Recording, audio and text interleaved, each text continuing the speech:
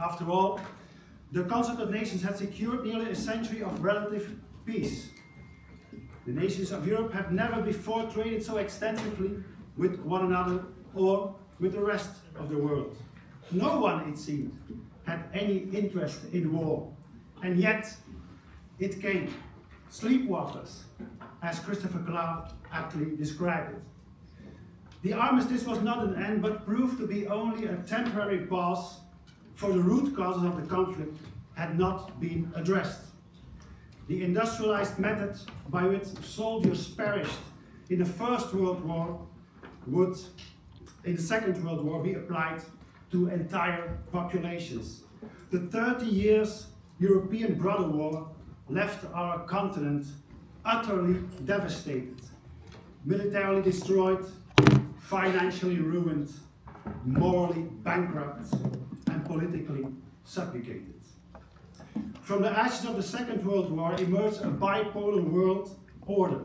European nations became encased in political, military, and economic structures that either belonged to the so-called Free West or to the Communist East. With the collapse of communism, we entered a unipolar world, led by the United States and guided by liberal values, free trade, and international institutions. That era has, however, ended with the rise of China, the financial crisis, and the scores of Islamist terrorism. We have entered the age of multipolarity. This means that the structures that encapsulated the European nations, such as the European Union, must inevitably adapt to this new era. Yet, the European Union seems consistently to deny that reality. Ursula von der Leyen's policy claims to strive for strategic autonomy in the European Union, but yet the EU's climate policy makes us dependent on Chinese rare earth materials and pushes our continent's industrial production abroad. This leads to dependency and to the degradation of our middle classes. The European Union has responded to Russian aggression in Ukraine by lofty liberal moralism. But we do not possess the hard power required to make such moralism credible. Consequently, we are dependent on weapons supplied by the United States to continue the war effort.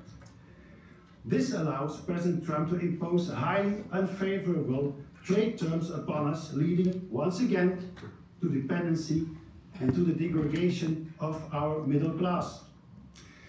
The European Union has become the prisoner of its own strategic choices. Its founding promise was to ensure peace, security, and prosperity on our continent through economic collaboration. Yet in reality, its policy has led to war, insecurity, and impoverishment. As a member of the European Parlement, I have the dubious privilege of traveling to Strasbourg every month. These long car journeys can be boring or are often considered a waste of time, but for me, these journeys are a true pleasure. For every time in the car, I am accompanied by the insightful podcast of Prof John Mearsheimer on his Substack. With his sharp analysis and profound insights, rooted in deep historical knowledge and academic expertise, he brings a necessary voice to the political debate, one essential for understanding the complexity of modern conflicts. Professor Mearsheimer is a true intellectual giant, one of the very few of his kind still walking the earth today. Professor Mearsheimer graduated from West Point in 1970 and served 5 years in the US Air Force. He received his PhD in 1980 from Cornell University, and since 1982 he has been a professor at the University of Chicago. It is therefore both an honor and a great pleasure to welcome you on behalf of the Patriots for Europe Foundation here in the heart of the European Union, to share your insights on the war in Ukraine and the way forward for Europe.